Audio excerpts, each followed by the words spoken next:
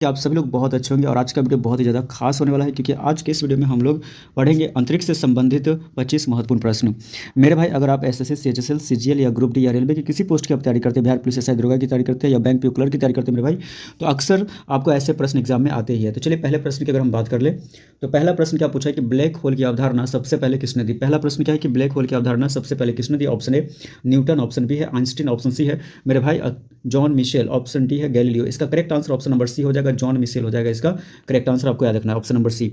यानी कि black hole की जो अवधारणा है सबसे पहले किसने दी मेरे दोस्त, यानी कि जॉन मिशेल ने दिया। तो दोस्तों आपको ऑप्शन नंबर सी इसका क्या हो जाएगा, करेक्ट हो जाएगा। चलिए अगले प्रश्न की अगर हम बात कर ले तो अगला प्रश्न क्या पूछा है कि सूर्य का ऊर्जा स्रोत क्या है। प्रश्न संख्या 2 में पूछा है कि सूर्य का ऊर्जा स्रोत क्या है। ऑप्शन ए में नाभिकीय विखंडन, ऑप्शन बी है रासायनिक अभिक्रिया, ऑप्शन सी है नाभिकीय संलयन, ऑप्शन डी है दहन। तो दोस्तों इसका correct answer option number C हो जाएगा, नाभिकीय संलयन हो जाएगा इसका करेक्ट आंसर। यानी कि सूर्य का ऊर्जा स्रोत क्या है, तो सूर्य का ऊर्जा स्रोत जो है वो नाभिकीय संलयन है, यानी कि ऑप्शन नंबर सी इसका करेक्ट हो जाएगा। चलिए प्रश्न संख्या 2 को एक बार हम लोग फिर से पढ़ेंगे कि सूर्य का ऊर्जा स्रोत क्या है। ऑप्शन ए नाभिकीय विखंडन, ऑप्शन बी रासायनिक अभिक्रिया, ऑप्शन सी नाभिकीय संलयन, ऑप्शन डी दहन। तो इसका correct answer option number C हो जाएगा दोस्तों, नाभिकीय संलयन हो जाएगा इसका करेक्ट आंसर। चलिए बात कर लेते हैं अगले प्रश्न की, यानी कि प्रश्न संख्या अगर हम 3 की बात करें तो इसमें क्या पूछा है कि चंद्रमा पर पहला कदम किसने रखा। ये बहुत ही ज़्यादा बेसिक क्वेश्चन है और ये क्वेश्चन जो है अक्सर आपको एग्जाम में टकरा ही जाते हैं, तो ये बहुत ही बेसिक क्वेश्चन एक तरीके से। तो ऑप्शन है यूरी गागरिन, ऑप्शन बी है नील आर्मस्ट्रांग, ऑप्शन सी है बज एल्ड्रिन, ऑप्शन डी है जॉन गैलेन। तो इसका correct answer option number B हो जाएगा, नील आर्मस्ट्रांग हो जाएगा। चलिए बात कर लेते हैं अगले प्रश्न की, यानी कि अगर हम प्रश्न संख्या 4 की बात करें तो दोस्तों प्रश्न संख्या 4 में क्या पूछा कि पृथ्वी का एकमात्र प्राकृतिक उपग्रह कौन है। ऑप्शन ए मंगल, ऑप्शन बी शुक्र, ऑप्शन सी चंद्रमा, ऑप्शन डी सूर्य। तो दोस्तों इसका correct answer option number C हो जाएगा, यानी कि चंद्रमा हो जाएगा इसका करेक्ट आंसर। यानी कि पृथ्वी का एकमात्र प्राकृतिक उपग्रह कौन है, तो चंद्रमा है। ये भी क्वेश्चन बहुत बार पूछा गया, तो थोड़ा सा टर्न करता है लेकिन क्वेश्चन पूछ देते हैं मेरे दोस्त। यानी कि इसरो की स्थापना कब हुई, इसरो की स्थापना कब हुई, ये भी प्रश्न बहुत बार पूछता है। तो ऑप्शन ए में 1950, option B 1969, option C 1975, option D 1980। इसका करेक्ट आंसर हो जाएगा ऑप्शन नंबर बी हो जाएगा, यानी कि 1969 हो जाएगा। तो इसरो की स्थापना कब हुई, तो 1969 में हुई। इसरो की स्थापना कब हुई, तो 1969, यानी कि ऑप्शन नंबर बी आपको याद रखना है। चलिए बात कर लेते हैं अगले प्रश्न की, यानी कि प्रश्न संख्या 6 में क्या पूछा है कि मंगलयान मिशन किस देश ने भेजा है। तो मंगलयान जो मिशन है वो किस देश ने भेजा। Option A America, option B रूस, option C Bharat, option D चीन। तो इसका करेक्ट आंसर दोस्तों हो जाएगा ऑप्शन नंबर सी हो जाएगा, यानी कि भारत हो जाएगा इसका करेक्ट आंसर। यानी कि प्रश्न संख्या 6 में क्या पूछा है कि मंगलयान मिशन किस देश ने भेजा, तो ऑप्शन नंबर सी यानी कि भारत ने भेजा। तो आपको याद रखना ऑप्शन नंबर सी इसका करेक्ट हो जाएगा। चलिए बात कर लेते हैं अगले प्रश्न की, यानी कि प्रश्न संख्या अगर हम 7 की बात करें इसमें क्या पूछा है कि सूर्य के सबसे बाहरी भाग को क्या कहते हैं। Option A photosphere, option B है क्रोमोस्फीयर, ऑप्शन सी है कोरोना, ऑप्शन डी है नाभिक। तो दोस्तों इसका correct answer option number C हो जाएगा, यानी कि कोरोना कहते हैं। यानी कि सूर्य के सबसे बाहरी भाग को क्या कहते हैं, कोरोना कहते हैं। तो ऑप्शन नंबर सी से याद रखना आपको कोरोना, ठीक है। चलिए अगर फिर से प्रश्न संख्या हम लोग 7 को पढ़ेंगे कि सूर्य के सबसे बाहरी भाग को क्या कहते हैं। Option A photosphere, option B chromosphere, option C corona, option D नाभिक। तो दोस्तों इसका correct answer option number C हो जाएगा, यानी कि कोरोना हो जाएगा इसका करेक्ट आंसर। चलिए बात कर लेते हैं अगले प्रश्न की, यानी कि प्रश्न संख्या अगर हम 8 की बात करें तो सबसे बड़ा ग्रह कौन है। ऑप्शन ए पृथ्वी, ऑप्शन बी शनि, ऑप्शन सी बृहस्पति, ऑप्शन डी मंगल। तो इसका करेक्ट आंसर दोस्तों ऑप्शन नंबर सी हो जाएगा, यानी कि बृहस्पति ग्रह हो जाएगा इसका करेक्ट आंसर। सबसे बड़ा ग्रह कौन है, तो बृहस्पति है, तो यानी कि ऑप्शन नंबर सी इसका करेक्ट हो जाएगा।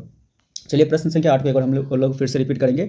सबसे बड़ा ग्रह कौन है। ऑप्शन ए पृथ्वी, ऑप्शन बी शनि, ऑप्शन सी बृहस्पति, ऑप्शन डी मंगल। तो इसका correct answer option number C हो जाएगा, यानी कि बृहस्पति। चलिए बात कर लेते हैं अगले प्रश्न की, यानी कि प्रश्न संख्या अगर हम 9 की बात करते हैं इसमें क्या पूछा है कि लाल ग्रह किसे कहा जाता है। ऑप्शन ए शुक्र, ऑप्शन बी मंगल, ऑप्शन सी बृहस्पति, ऑप्शन डी शनि। तो दोस्तों इसका correct answer option number B हो जाएगा, यानी कि मंगल ग्रह को। यानी कि लाल ग्रह किसे कहा जाता है, ये भी बहुत बेसिक क्वेश्चन है जो कि एग्जाम में बहुत बार पूछा गया है। तो लाल ग्रह किसे कहा जाता है, तो मंगल ग्रह को कहा जाता है दोस्तों, यानी कि ऑप्शन नंबर बी आपको याद रखना है। चलिए बात कर लेते हैं अगले प्रश्न की, तो प्रश्न संख्या 10 में क्या पूछा है कि प्रकाश वर्ष किसकी इकाई है। ऑप्शन ए में समय, ऑप्शन बी दूरी, ऑप्शन सी गति, ऑप्शन डी ऊर्जा। तो दोस्तों इसका correct answer option number B हो जाएगा, यानी कि दूरी हो जाएगा। तो प्रकाश वर्ष किसकी इकाई है, तो दूरी की इकाई है। तो प्रश्न संख्या 10 में क्या पूछा है कि प्रकाश वर्ष किसकी इकाई है, तो दूरी की है। तो ऑप्शन नंबर बी इसका करेक्ट हो जाएगा। चलिए बात कर लेते हैं प्रश्न संख्या 11 की, तो इसमें क्या पूछा है कि पृथ्वी सूर्य के चारों ओर किस पथ में घूमती है। पृथ्वी सूर्य के चारों ओर किस पथ में घूमती है। ऑप्शन ए वृत्ताकार, ऑप्शन बी दीर्घ वृत्ताकार, ऑप्शन सी है परवलय और ऑप्शन डी है सीधी रेखा में। तो इसका करेक्ट आंसर दोस्तों हो जाएगा ऑप्शन नंबर बी, यानी कि दीर्घ वृत्ताकार हो जाएगा इसका करेक्ट आंसर। तो पृथ्वी सूर्य के चारों ओर किस पथ में घूमती है, तो दीर्घ वृत्ताकार में घूमती है। तो ऑप्शन नंबर बी आपको याद रखना है, ठीक है। तो दीर्घ वृत्ताकार आपको याद रखना है, ठीक है। तो ये प्रश्न बहुत बार पूछा गया है, तो ये भी बहुत इंपॉर्टेंट प्रश्न था। तो चलिए बात कर लेते हैं अगले प्रश्न की, यानी कि प्रश्न संख्या 12 की। तो सूर्य से सबसे निकट ग्रह कौन है। ऑप्शन ए पृथ्वी, ऑप्शन बी मंगल, ऑप्शन सी बुध, ऑप्शन डी शुक्र। तो दोस्तों इसका correct answer option number C हो जाएगा, यानी कि बुध हो जाएगा। तो सूर्य से सबसे निकट ग्रह कौन है, तो बुध है। तो ऑप्शन नंबर सी आपको याद रखना है। चलिए बात कर लेते हैं अगले प्रश्न की, यानी कि प्रश्न संख्या 13 में क्या पूछा है कि ओरियन क्या है। ओरियन क्या है? ऑप्शन ए ग्रह, ऑप्शन बी उपग्रह, ऑप्शन सी तारामंडल, ऑप्शन डी धूमकेतु। तो इसका correct answer option number C हो जाएगा, यानी कि तारामंडल हो जाएगा। तो ओरियन क्या है? तो ओरियन एक तारामंडल, ऑप्शन नंबर सी हो जाएगा, इसका करेक्ट हो जाएगा। एक बार फिर से हम लोग प्रश्न संख्या 13 को हम लोग पढ़ेंगे। तो ओरियन क्या है? ऑप्शन ए ग्रह, ऑप्शन बी उपग्रह, ऑप्शन सी तारामंडल, ऑप्शन डी धूमकेतु। तो इसका correct answer option number C होता है, यानी कि तारामंडल हो जाता है इसका करेक्ट आंसर। बात कर लेते हैं अगले प्रश्न की, यानी कि प्रश्न संख्या अगर हम 14 की बात करें तो पहला कृत्रिम उपग्रह कौन सा था? Option A Apollo, option B Sputnik प्रथम, ऑप्शन सी है आर्यभट्ट, ऑप्शन डी है चंद्रयान। तो इसका करेक्ट आंसर दोस्तों ऑप्शन नंबर बी हो जाएगा, स्पुतनिक प्रथम हो जाएगा। पहला कृत्रिम उपग्रह कौन सा था? तो स्पुतनिक प्रथम था। तो ऑप्शन नंबर बी आपको याद रखना है। ये भी प्रश्न बहुत बार पूछा गया, बहुत ज़्यादा खास और इंपॉर्टेंट है। चलिए बात कर लेते हैं अगले प्रश्न की, यानी कि प्रश्न संख्या अगर हम 15 की बात करें तो इसमें क्या पूछा है कि भारत का पहला उपग्रह कौन सा था? Option A Bhaskara, option B Rohini, option C Aryabhatta, option D है इनसेट। तो इसका करेक्ट आंसर दोस्तों हो जाएगा ऑप्शन नंबर सी, यानी कि आर्यभट्ट हो जाएगा, इसका करेक्ट आंसर हो जाएगा। ठीक है, यानी कि ऑप्शन नंबर सी आर्यभट्ट आपको याद रखना है। भारत का पहला उपग्रह कौन सा था? तो आर्यभट्ट था। तो ऑप्शन नंबर सी आपको याद रखना है। चलिए बात कर लेते हैं अगले प्रश्न की, यानी कि प्रश्न संख्या अगर हम 16 की बात करें तो चंद्र ग्रहण कब होता है? ऑप्शन ए जब सूर्य बीच में हो, ऑप्शन नंबर बी जब पृथ्वी सूर्य और चंद्रमा के बीच हो, ऑप्शन नंबर सी जब चंद्रमा सूर्य के बीच हो, ऑप्शन डी जब पृथ्वी घूमना बंद करे। तो इसका correct answer option number B हो जाएगा दोस्तों, यानी कि जब पृथ्वी सूर्य और चंद्रमा के बीच में होता है। ठीक है, तो चंद्र ग्रहण कब होता है? जब पृथ्वी सूर्य और चंद्रमा के बीच में होता है तब चंद्र ग्रहण होता है। चलिए बात कर लेते हैं अगले प्रश्न की, यानी कि प्रश्न संख्या अगर हम 17 की बात करें तो सौर मंडल का सबसे छोटा ग्रह कौन है? ऑप्शन ए मंगल, ऑप्शन बी बुध, option C Pluto, option D शुक्र। दोस्तों इसका correct answer option number B हो जाएगा, यानी कि बुध हो जाएगा, इसका करेक्ट आंसर हो जाएगा। तो सौर मंडल का सबसे छोटा ग्रह कौन है? तो बुध है। तो ऑप्शन नंबर बी आपको याद रखना है। अगले प्रश्न की अगर हम बात कर ले तो प्रश्न संख्या 18 में क्या पूछा है कि हैली क्या है? हैली क्या है? ऑप्शन ए ग्रह, ऑप्शन बी तारा, ऑप्शन सी धूमकेतु, ऑप्शन डी ग्रह। तो इसका करेक्ट आंसर दोस्तों ऑप्शन नंबर सी हो जाएगा, यानी कि धूमकेतु हो जाएगा, इसका करेक्ट आंसर। हैली क्या है? तो हैली धूमकेतु है, यानी कि ऑप्शन नंबर सी आपको दोस्तों याद रखना है। ठीक है, तो ये भी बहुत बार पूछा गया है, ऐसे प्रश्न अक्सर एग्जाम में आपको टकरा ही जाते हैं। तो हैली क्या है एक बार फिर से देख ले। ऑप्शन नंबर ए ग्रह, ऑप्शन बी तारा, ऑप्शन सी धूमकेतु, ऑप्शन डी ग्रह। तो दोस्तों इसका correct answer option number C यानी कि धूमकेतु हो जाएगा। चलिए बात कर लेते हैं अगले प्रश्न की, यानी कि प्रश्न संख्या अगर हम 19 की बात करें तो अंतरिक्ष में जाने वाला पहला मानव कौन था? Option A Neil Armstrong, option B है यूरी गागरिन, ऑप्शन सी है राकेश शर्मा, ऑप्शन डी है कल्पना चावला। तो दोस्तों इसका correct answer option number B हो जाएगा, यानी कि यूरी गागरिन हो जाएगा। तो अंतरिक्ष में जाने वाला जो पहला जो मानव था, इंसान था, वह कौन था? Yuri Gagarin. दोस्तों ये बहुत ही इंपॉर्टेंट प्रश्न है, बहुत ज़्यादा, क्योंकि ये मोस्ट भी है। अंतरिक्ष में जाने वाला पहला मानव कौन था? Yuri Gagarin. चलिए बात कर लेते हैं अगले प्रश्न की, यानी कि प्रश्न संख्या 20 में क्या पूछा है कि चंद्रयान 3 मिशन किस देश का है? Option A America, option B चीन, option C Bharat, option D रूस। तो इसका correct answer option number C हो जाएगा, यानी कि भारत हो जाएगा। चंद्रयान 3 मिशन किस देश का है? तो भारत का है। चलिए बात कर लेते हैं अगले प्रश्न, यानी कि प्रश्न संख्या 21 की।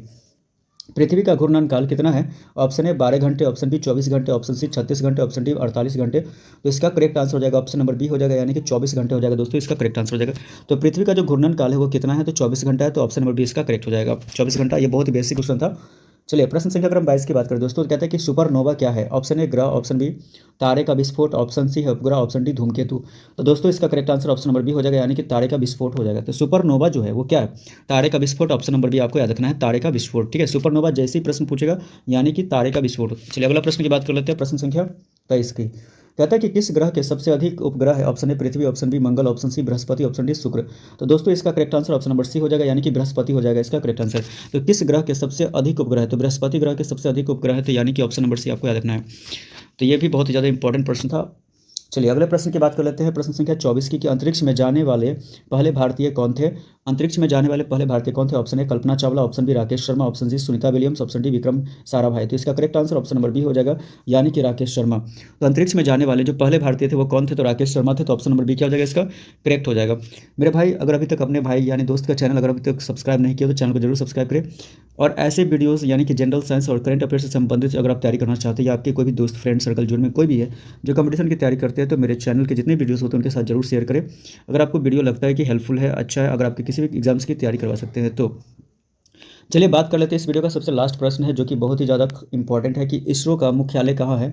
यह बहुत ही बेसिक है लेकिन ज़्यादातर क्वेश्चन पूछ देता है। तो ऑप्शन है Delhi, option B Mumbai, option C Bengaluru, option D Chennai.